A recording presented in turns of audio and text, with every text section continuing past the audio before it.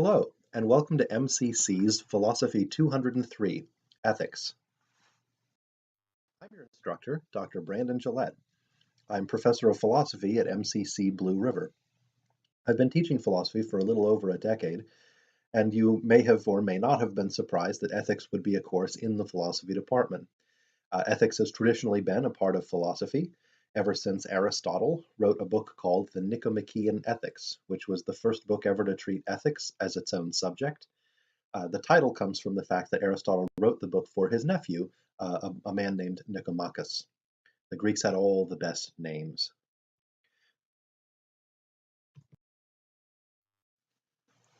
The first lesson that it's important to take a look at when beginning a study of ethics is the use of reasons in ethics, and specifically what a reason in ethics is and looks like.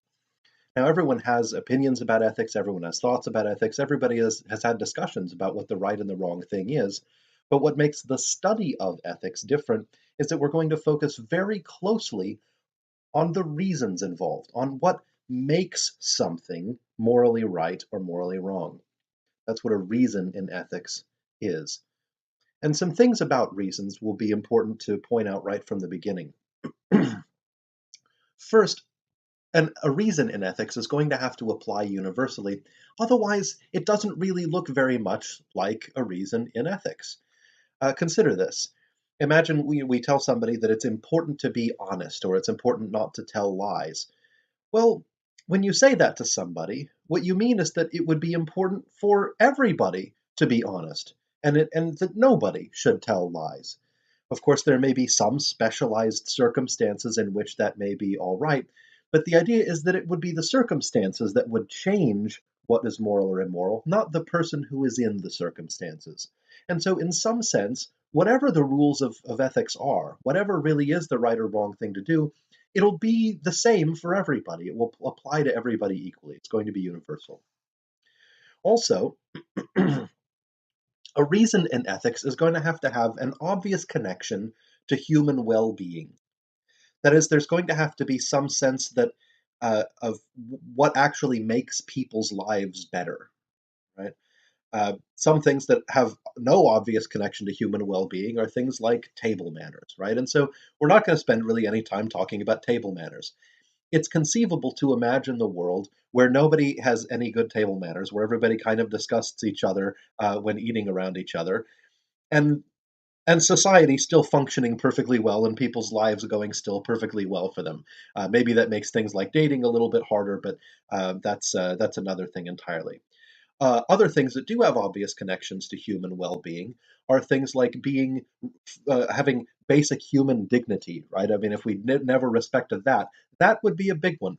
Uh, Pleasures and pains. If a particular action causes a lot of people a lot of pain, that seems to be a pretty clear indication that it's morally wrong. And so we'll talk about a lot of these different things that do have a kind of obvious connection to what makes people's lives go well for them. That's otherwise known as human well being. Next, ethics requires no special prior commitments, or rather, a reason in ethics requires no special prior commitment in order to believe it. So the idea is this: if you gave a particular kind of reason in ethics, you might say, oh, action A is morally wrong because if what follows the because, the reason that you're giving, requires that somebody believe a particular kind of a thing or have a special prior commitment, then it's not going to be a very good reason in ethics. So, for example, someone might say, action A is morally wrong because it goes against the tenets of my religion. Well, if somebody else weren't the same religion, they would, of course, not be able to accept that as a moral reason. And we'll talk a lot more about the connection between morality and religion later in the course, but for now it's enough to say that you shouldn't actually. So, a reason in ethics will not require any special prior commitment.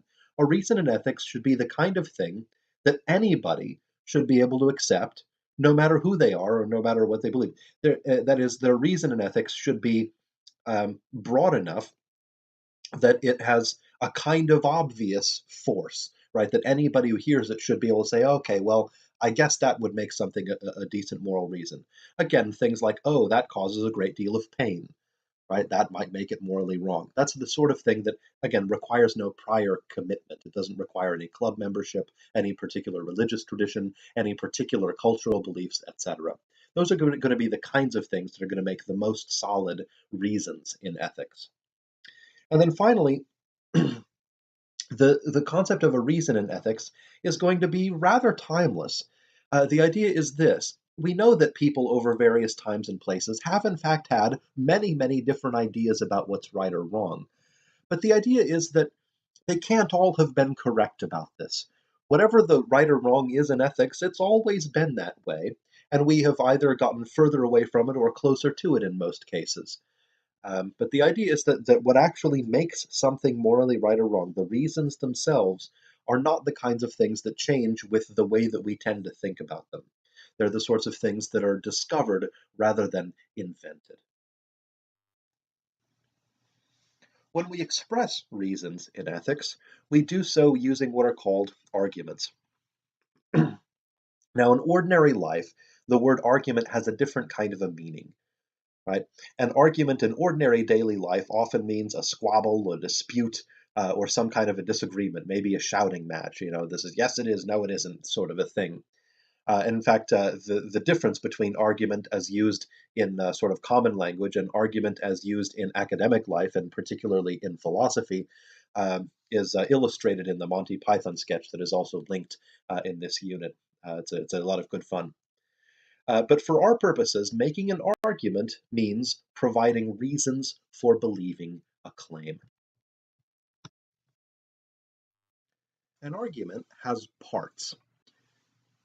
The premises are the claims that work together to support some further claim. A claim is just what it sounds like, claiming some particular thing, usually in the form of a simple sentence, like it is wrong to kill people, right? That's a claim. The idea is that when you have several claims that work together to support some further claim, the claims that are doing the supporting are called the premises. The claim that is being supported, that further claim, is called the conclusion. Right? That is the one that is supported by the premise. A good argument, and we're interested in really only the good ones. Once an argument is a particularly bad one, we'll just simply set it aside.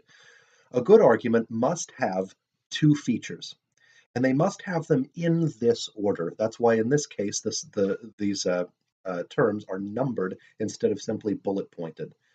The first thing a good argument has to be, the first thing that anybody should check for when evaluating the argument, is to see that it is valid.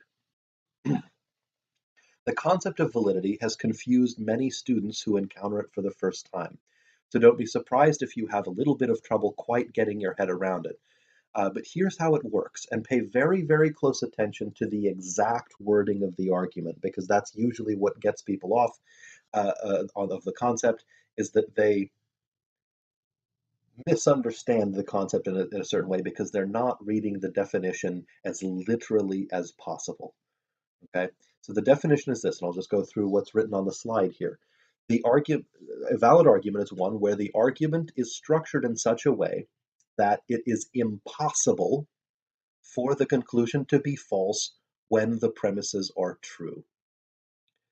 Notice what that doesn't say. Right? If you take it completely literally, the biggest thing that most people do is they mix up the word validity with the word true. They think that valid just means true, and it does not.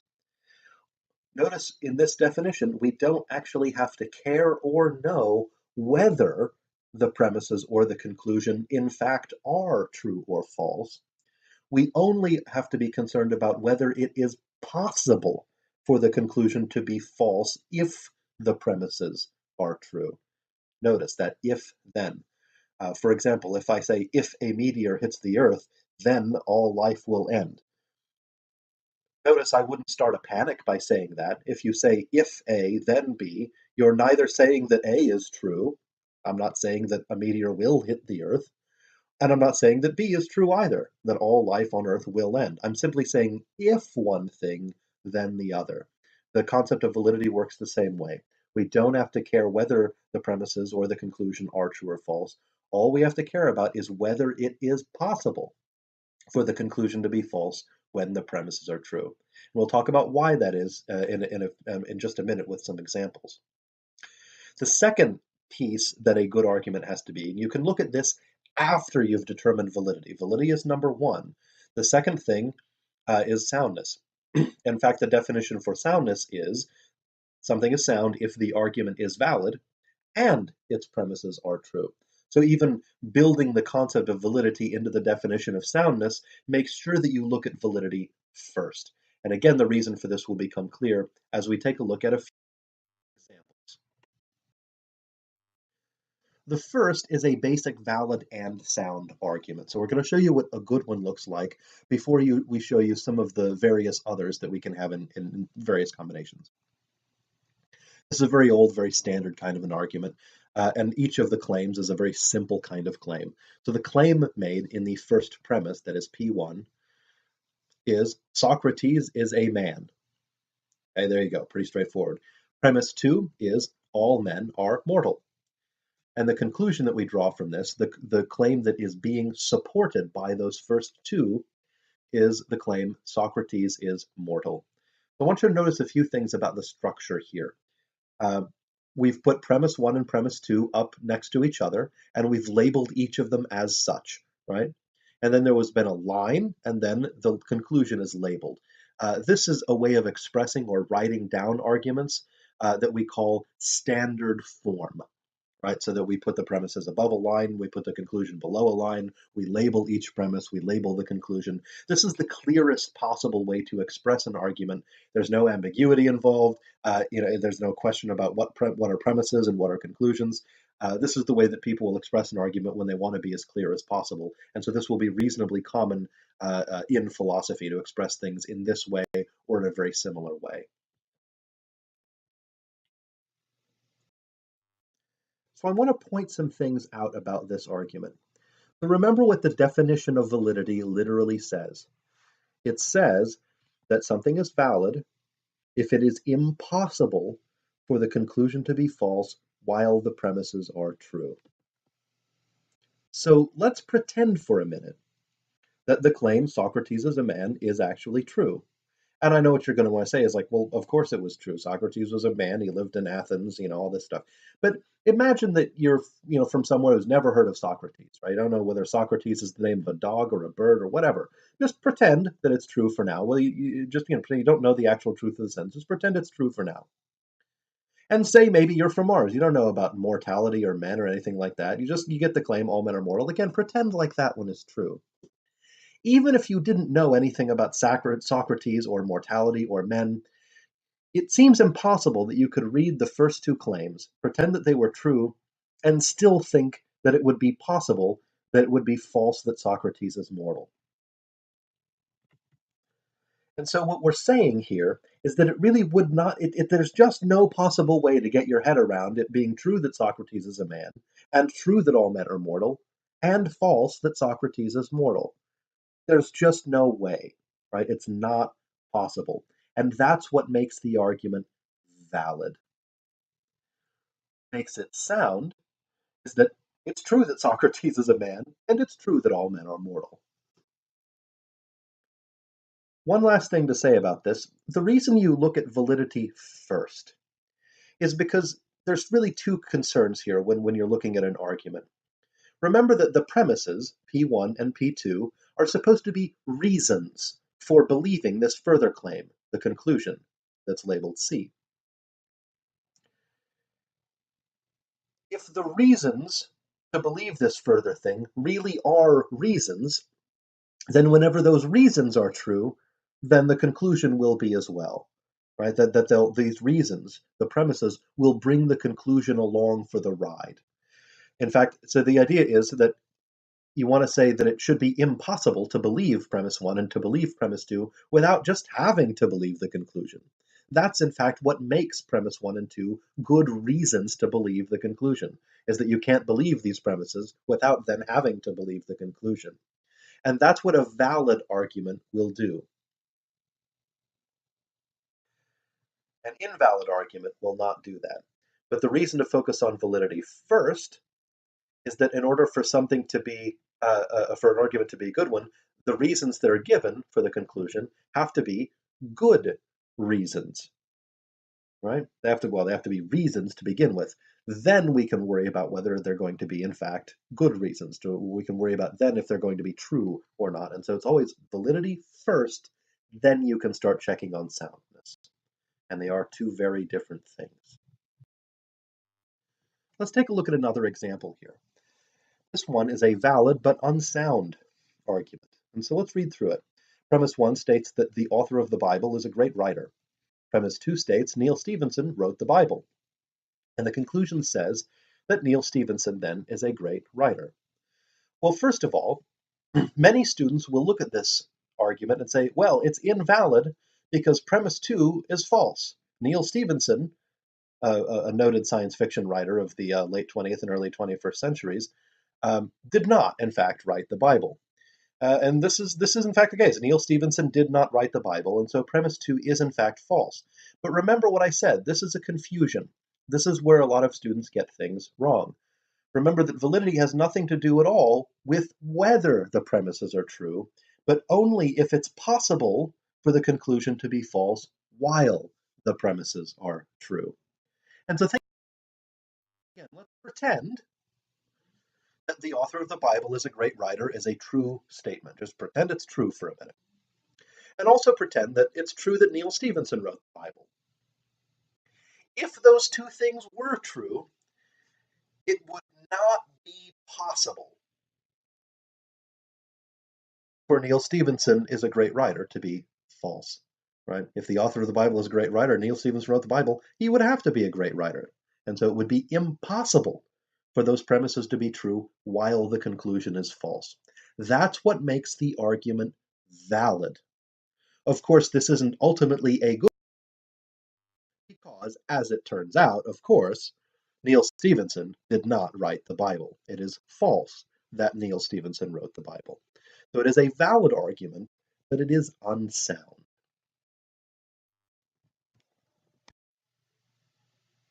Now take a look at this example here. This example is also designed to show students a kind of thing that, again, this is a common mistake among students, is believing that the word valid just means the same thing as the word true, or that the truth of the premises is relevant in any way to validity, which it is not, as we've covered a couple of times already. So, I mean, look at this argument for a minute.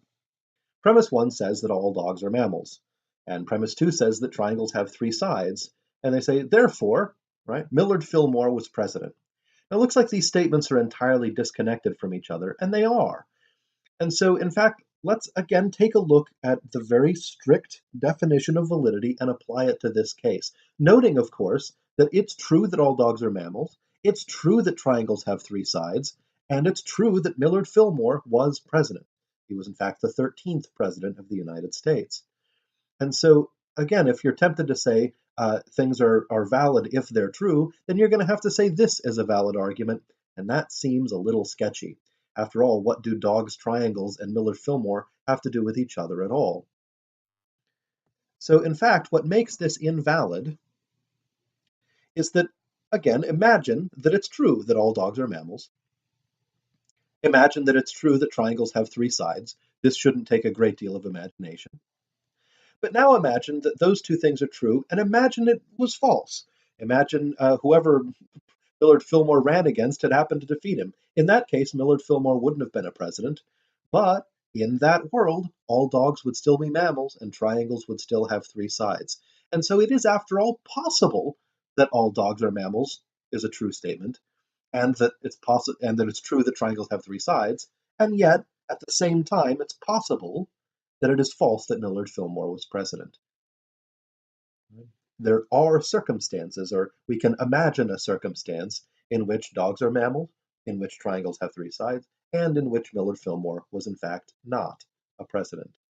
And so, since that possibility, that combination of events is possible, then the argument is invalid. Another way of putting that is that dogs and triangles aren't reasons to believe that Millard Fillmore was president. And that's what validity in an argument tells you. It tells you whether the premises that are supplied really are reasons for the conclusion or whether they are not. Now, notice this argument cannot be sound because it's invalid. Remember, soundness is part of the definition, or validity, excuse me, is part of the definition of soundness. And so if it's invalid, we can simply stop there, right? There's nowhere else to look, right? The reasons that we're given are not, in fact, even reasons, so we don't have to go any further. One way to describe what an argument is or what it needs is by making a kind of analogy with a house, right? A good house needs a couple of things. It needs a plan, right? A blueprint. That means you're going to have some way of deciding how you're going to build a house. You're going to have a structure or a procedure involved. And then, of course, you're going to have to need actual materials with which to build a house. An argument is the plan is a lot like validity in an argument, the plan or the blueprint. Validity is about the structure of an argument. It's about the way in which the premises are related to the conclusion, and not so much about specifically what the premises say or what the conclusion says. It's not really about their content or quality, it's really about how they relate to one another. While soundness in an argument is really about the content of the argument, about whether the premises themselves are actually true. And so, like a good house, an argument needs to have a good structure, that is a good plan or blueprint, and then it should also be made out of good materials. So the premises should be related to the conclusion in the right way, and then they should also be true. Right? All those things together will yield a good.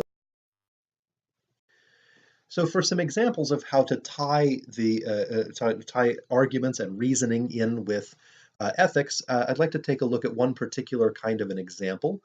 Um, this is the case of Teresa Campo Pearson, who was well. Here's the story that uh, Teresa's parents, Laura Campo and Justin Peterson, discovered during an ultrasound that Teresa, was the daughter that they were expecting, would be born with a condition called anencephaly. That is, she would be born anencephalic, which is without a brain, is what that literally translates to. Her parents decided that the best overall thing to do would be to give up her organs so that other babies in need of them might live.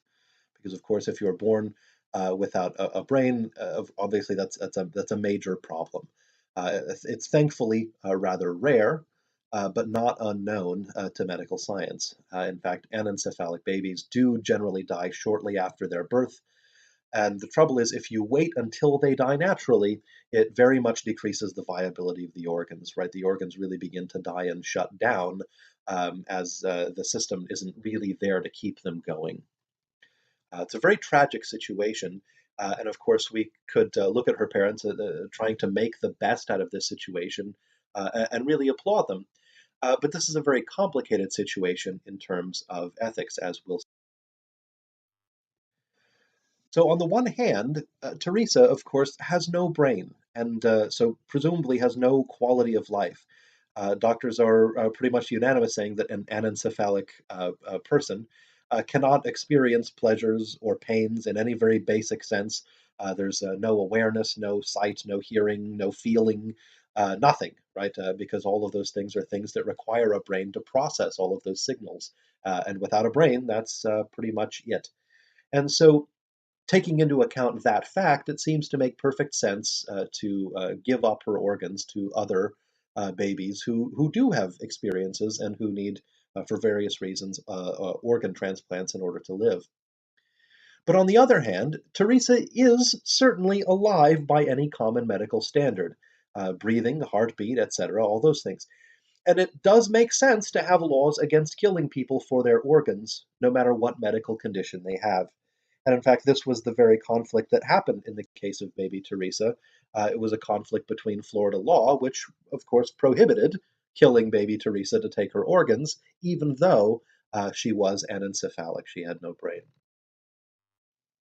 And so, with this kind of a dispute in ethics, this kind of a complicated issue, One of the things you can do is then formulate arguments to make it clear why you are saying what you are saying about this particular case. And you'll find that there are more than one good argument in most ethical issues and most ethical disagreements. Things that really are both valid and sound and make a lot of sense, but of course, sometimes argue for opposite conclusions. And it's the study of some of these things that will hopefully make you a better critical thinker and a better and more aware of what issues in ethics are really like.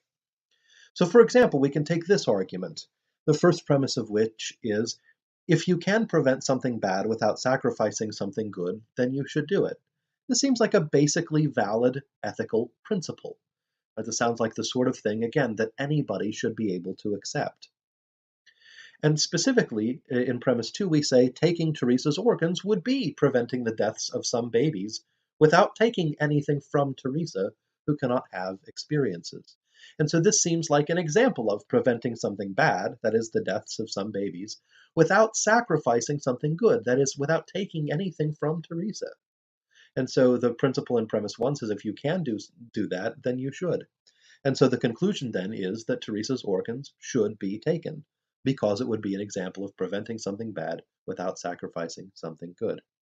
And so if you look at the structure of the argument, it would be impossible for both premise one and premise two to be true while the conclusion would be false. And so it's a valid argument. The question is whether or not it seems true. And actually, both premise one and premise two seem plausible, right? They're certainly not obviously untrue, but they're the sorts of claims that arguing about the truth of is somewhat complicated and difficult. And we'll be arguing about the truth of various kinds of ethical claims over the course of this of your course of study. A second argument we can take a look at would argue for a different conclusion. The first premise of this argument says that using a person as a mere means is morally wrong. In other words, using someone as a mere means is treating them like a thing instead of a person. And in most cases, this is very not only morally wrong, but very seriously morally wrong. It, in fact, is the kind of moral wrongness involved in things like human slavery. You're treating people like things as a means to your own end, as opposed to as ends in themselves, right? So this is actually a moral claim from a figure named Immanuel Kant, who we'll read more about later in the course. But it's a very plausible thing to say about ethics. You shouldn't treat people like things, right? You shouldn't use people as a means to something else. People should have an essential dignity to them, right? It's a very plausible principle. It's very believable. And premise two says that taking Teresa's organs would be using her as a mere means, which is true. Taking her organs away from her would not be treating her as a person, but instead as a kind of thing, right, whose organs can just be taken. And so the conclusion then is that taking Teresa's organs would be morally wrong. So if we were following that principle that was stated in premise one, then we would have to say that taking Teresa's organs would be morally wrong. So here we have two arguments that are both reasonably good, that are both going to argue for a different conclusion. In fact, if you take a look carefully at arguments one and two, both of the arguments are valid. They are both of a kind of a sort of structure where uh, if the premises were true, then the conclusion would have to be as well. And so the area of disagreement then would have to be in the soundness of the arguments. Right? So you could disagree about the second premises in each of the arguments, whether this particular case fits one of those moral principles better than another. But it's also an example of a conflict between a principle that looks at the consequences of an act, like the principle in argument one that says if you can prevent something bad without sacrificing something good, you should do it. This is a principle about consequences. The other principle, the principle in the second argument, the principle that it's simply wrong to treat people as a mere means, that's a kind of principle that looks at what kind of act it is. And this is not the first time nor the last time that we'll see arguments where there will be a disagreement between looking at the consequences of an act to determine whether it's right or wrong, and looking at what kind of act it is that's going to determine whether it's right or wrong. This is a very durable and common kind of disagreement when talking about morality. And again, we'll talk more about this as the course goes on. This is just a bit of a taste. But I also want to share a third argument that was very common. I actually remember myself, I was much younger, but I remember when this case was going on, when it was being debated in sort of the public. And one of the most common kinds of arguments that I heard was really an argument of this kind. And so we've seen a couple of examples of arguments that are both good arguments, despite the fact that they come to very different conclusions. And this one here, which is really quite a bad argument, even though it's the kind of argument that people were very tempted to make. And so look at this one. The first premise says if we take the organs of people without brains, then we will decide to take the organs of people with other conditions, say, for example, Down syndrome, which is another kind of birth defect. Premise two says it is immoral to take the organs of people with Down syndrome. And so the conclusion is that if we take the organs of people without brains, then we will end up doing something immoral, such as taking the organs of people with Down syndrome. And so the way that I've phrased the argument, I've tried to make it as good looking as I can. I've turned it into a valid argument. I've worded it such that it is, in fact, valid. But such an argument is always going to be a bit of a. Arguments like this one are common, and they're called slippery slope arguments. I'm sure you've seen many of them. And in fact, lots of people will even say, oh, look, it's a slippery slope to this, that, or the other thing. But actually, if you look in any critical thinking or logic textbook you can ever find, they will always list that a slippery slope argument is what we call a fallacious argument. It's a fallacy, it's a bad argument, right? And so the fact that people label it, say, oh no, it's a slippery slope from one thing to another, they ought to know that that's equivalent to simply calling it a bad argument. And slippery slope arguments are always faulty. As tempting as they are always faulty because they make the same sort of bad assumption. So actually, take a look here at this argument. We'll call this one argument 3A. And the argument is this. The first premise says, if I eat pizza today, then I will decide to eat spaghetti tomorrow. Of course, they're both Americanized Italian dishes, so of course. Premise two is, I don't like spaghetti. And so the conclusion says, if I eat pizza today, then I will end up eating something I don't like. Now, that looks a little ridiculous as an argument. The thing to notice is, if that second argument sounds absurd, it's because it is absurd. But notice that it has the same structure as argument 3. It says if you do one thing, then you're going to have to do a similar thing, even if you don't like that similar thing, or if you recognize that similar thing as wrong. In fact, it's the first premise of both arguments that is faulty. Doing one thing does not ever mean that you must or will do some similar thing later, especially not if you don't like it or think it's wrong. Imagine somebody says, hey, let's try a new restaurant today. And you say, I don't know, if we try a new restaurant today, then we'll have to try a new restaurant tomorrow. And then we'll never eat at our favorite restaurants ever again. This is, again, a kind of slippery slope argument, and it sounds really absurd. You think, well, look, maybe if you're going to try, you might try a new restaurant today, and then decide not to try a new restaurant tomorrow. If you try a new food today and you really like it, well, then you really might eat more of that food. But if you don't like it, you certainly won't.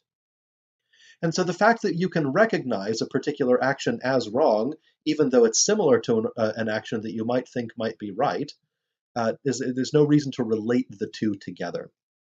And so it's very much not the case that if you decide that people without brains perhaps don't have the same rights as people with brains, or that being born without a brain is in some sense equivalent to being dead, even if you are technically breathing.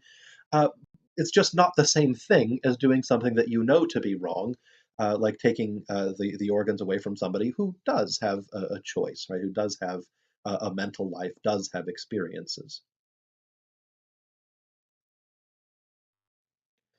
One of the things that you'll notice as we go on through the course is that most people don't necessarily separate out their premises and their conclusions and label them. That's something that philosophers do when we want to study argument. And it's a very useful skill to be able to do that. But for the most part, people don't. In sort of common writing and common talking, they don't really label their premises and conclusions as such. Sometimes they'll use context clues or words like since, because, thus, or therefore, or so, or then, or something like that. Often those will point to the various pieces of arguments, whether those be premises or conclusions, uh, that you'll get better at doing over the course of your study is identifying an argument in somebody's writing and taking it sort of out of that context and being able to say, ah, here's their first premise, here's their second premise, here's their third premise, for example, um, and being able to sort of write this down. I should mention at this point that there's no magic number of conclusions. All of the arguments we've seen have had two premises and one conclusion, and that's the simplest, shortest argument you can have. There's no theoretical limit to how many premises you could have. You could have an argument with 1,000 premises if you really wanted, but for the most part, most real arguments that people supply can be expressed with two or three, or maybe in some cases, four premises. We just like when we're just introducing these things to people to keep it simple. The ability to recognize arguments, to be able to recognize what reasons people give for this, that, or the other thing, is a core ability. It's a really important thing to be able to do, not just when studying philosophy or studying ethics, but really in all facets of academic life. In all facets of academic life, you're going to be asked to supply reasons for things. Why do we think this happened? Why do we think this is a particular way? That why question is always going to be the most important as you continue to grow in general intellectual ability and preparedness. And so the kinds of skills you get here will be transferable to other kinds of academic endeavors. Now, something that the reading identifies here that about just ethics in general, some basic things you'll want to know before we continue, in addition to what a reason in ethics looks like and what argumentation looks like, is that there are various different kinds of things that people can do in ethics or with ethics. And our author, Schaefer Landau, describes these. Now, descriptive ethics is just what it sounds like. It's describing the kinds of ethical views, the kinds of moral views that individuals or that groups have, right? That's all that we're doing. So this is what, for example, a psychologist might do. They might describe what kinds of views a person has. Or a sociologist or anthropologist might describe the sort of moral views of a culture or a group of people, or how some of those views change over time. But notice what's going on is they are describing them. If you ask a sociologist something like, what's the best culture? Right? They're going to say, well, that's not really what we do here in sociology. We simply describe them. That's all we do. We're just trying to tell you what they're like. We're not trying to make a judgment as to which one is better or worse. We're just telling you what they in fact think. That's descriptive ethics. And that's not really what we do in philosophical ethics. We leave that to other people. That's not exactly, that's not really part of the study of ethics proper. The study of ethics proper begins with what we call normative ethics. What we're interested in is which things, in fact, are right and wrong, which things are better and worse. And that's what's called normative ethics. Normative ethics it comes from the word norms, and so when people talk about the norms of behavior, what they mean are the kinds of rules that people really do follow, what kinds of rules there really are. Another way to describe the difference between descriptive ethics and normative ethics is to say this, that descriptive ethics simply describes or explains somebody's moral views. Normative ethics tells us what ought to be those views, or it justifies somebody's moral views. And that's what we do in normative ethics. We want to know what actually makes something right or wrong or morally good or morally bad. That's the study of normative ethics, what ought to be the case, not just what is the case. The area of meta-ethics is, of course, something we're going to have to dip into a little bit here. But in meta-ethics, there's a lot of broader questions, right? About sort of, the word meta in Greek means sort of after or beyond. And so, in a sense, you're taking some of the essential questions about ethics, like, what makes something right or wrong, And in metaethics, we're going to say, what does the words right and wrong even mean in the first place, right? So that's we're not going to be able to avoid those questions. And so, to some degree, metaethics and normative ethics are bound together, and we'll be addressing similar questions. But usually, when we address these questions from a more abstract level, that's when we're doing metaethics. And we say, okay, when we say that ethics has to have some connection to human well-being. When you're asking the question, what even is well-being? Again, that's a kind of question in meta-ethics. Schaefer-Landau points out a section called value theory, where he talks about what makes certain things valuable, or talks about the conflicts between certain kinds of values, or how many different values there are or can be, whether there are lots of different values, whether there's really just one or two that everything else comes from, all of those things. In general, I consider those to be part of meta ethics, and so I don't know that there's a great difference between talking about meta ethics and talking about value theory. But in any case, not very much will turn on the distinction between these two different categories. Just know that primarily we're not doing descriptive ethics, and we are doing the family of things that are in normative ethics, and that includes some things in metaethics and value theory. Those are the sorts of things that will be topics of discussion in this course. So, just to wrap up here, I'd like to give some advice about some common misconceptions about the way that an ethics course will run. Very often you'll hear people say something like, ethics is just common sense, right? I mean, everybody knows what kinds of things are right and wrong. And that's true in some cases. But just because some ethical questions are easy doesn't mean that they all are. And really, I'm sure that you've all had at least some situation where you were really stuck trying to figure out what the right thing to do was, where you had a couple of options open to you where you just really didn't know whether there was something to be said for both of the actions and something to be said against both of the actions, or all three, or however many you were faced with. Ethics is not always common sense. In some cases it is, but in general, those aren't the interesting cases. Those aren't the cases we learn anything by really focusing on. We say, okay, yeah, kicking people in the shins as you walk down the halls, yeah, probably the wrong thing to do. And for that reason, it probably doesn't even enter your mind.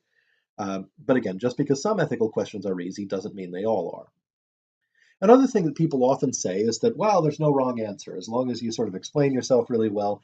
And this is not quite right, okay? Again, just because there may not be one obviously right answer, which is something we're going to run into quite a lot in ethics. Certainly, if you're taking this course thinking, oh, good, I could just take an ethics course, and then I will know by the end of one semester all of the things that are morally right and all of the things that are morally wrong, and I will be effectively morally infallible after my one semester of ethics.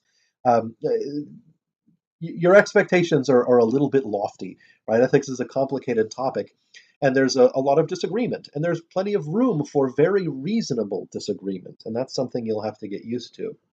But again, just because there may not be one obviously right answer does not mean there are not many obviously wrong ones. There certainly are wrong answers in ethics, even if there's not, for example, some definitive or single correct answer in all cases. Some answers will be better than others, and those we're of course going to devote our study to the ones that seem to be among the best of them. And we're going to, along the way, sort of weed out some of the answers to questions in ethics that seem problematic for one reason or another. And here's the other thing: do expect to be wrong about something throughout the course of this of your study here. Uh, I very often see people in this course or hear people in this course say things like, wow, I never actually thought of things from that perspective. Or, oh, I used to kind of think this, but I guess I hadn't really thought about it very much. And so now I think something rather different. And that's really okay. In fact, that's evidence that you're thinking. The whole point of thinking is to replace some ideas that you have with better ones. And surely there is room for better ideas about morality somewhere in everybody's minds. And the last thing is that this is not particularly easy, and that it shouldn't be expected to be easy. Nothing is important. Nothing that is important is easy. And morality is, of course, among the most important things that anybody can talk about. So it, of course, will not be easy. So, in summary, I do want to welcome you to the course. I am happy you're here to take this philosophy course, Philosophy 203. And so I hope you've gotten some good ideas about what a reason is like in ethics, about argument, about the parts of an argument, about what makes an argument a good one. And if you are not entirely clear on that, go ahead and review this lecture, review the reading. Certainly go to the discussion boards and ask and answer some questions, and that'll get you straight on this very, very important initial topic. And so, with that, I wish you a good day.